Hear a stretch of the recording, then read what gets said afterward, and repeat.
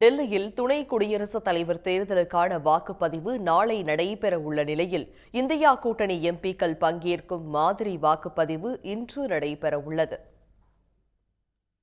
துணை குடியரசுத் தலைவர் ஜெகதீப் தன்கர் திடீரென ராஜினாமா செய்ததன் பின்னணியில் பாஜக மற்றும் RSSின் நெருக்கடி இருந்ததாக குற்றம் சாட்டப்பட்டது. இந்த நிலையில் ஏற்கனவே அறிவிக்கப்பட்டபடி துணை குடியரசுத் தலைவர் தேர்தலுக்கான வாக்குப்பதிவு நாளை காலை 10 மணிக்கு தொடங்கி மாலை 5 மணி வரை நடைபெறவுள்ளது. இதில் தேசிய ஜனநாயக கூட்டணி சார்பாக CP ராதாகிருஷ்ணனும், இந்தியா கூட்டணி சார்பில் ஓய்வு பெற்ற நீதிபதி சுதர்சன் ரெட்டியும் போட்டியிடுகின்றனர். 233 மாநிலங்களவை உறுப்பினர்கள், 12 மாநிலங்களவை நியமன உறுப்பினர்கள், 543 மக்களவை உறுப்பினர்களில் காலி இடங்கள் போக 782 பேர் தேர்தலில் வாக்களிக்க உள்ளனர்.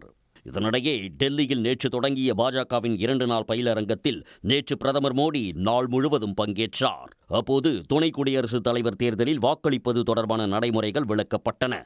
மேலும் கடைசி இருக்கையில் அமர்ந்த மோடி பயிலரங்கத்தை கவனித்தார். இதேபோல இந்தியா கூட்டணி எம்பிக்கள் பங்கேற்கும் துணை குடியரசுத் தலைவர் தேர்தல் மாதிரி வாக்குப்பதிவு பழைய நாடாளுமன்ற கட்டடத்தின் மைய மண்டபத்தில் இன்று நடைபெறவுள்ளது. நடைமுறைகள் குறித்து விளக்கம் அளிக்கப்பட்ட பின் பிற்பகல் 2:30 மணியளவில் மாதிரி வாக்குப்பதிவு தொடங்க உள்ளது. துணை குடியரசுத் தலைவர் தேர்தலையொட்டி தேசிய ஜனநாயக கூட்டணி, இந்தியா கூட்டணி தனித்தனியே இன்று நடத்தவிருந்த எம்பிக்களுக்கான இரவு விருந்து ரத்து செய்யப்பட்டுள்ளது. வட மாநிலங்களில் நிலவி வரும் வெள்ளச்சூழலால் விருந்து ரத்து செய்யப்பட்டதாக தகவல் வெளியாகியுள்ளது. உடனுக்குடன் செய்திகளை தெரிந்து கொள்ள சன் நியூஸ் பெல் ஐகானை கிளிக் பண்ணுங்க.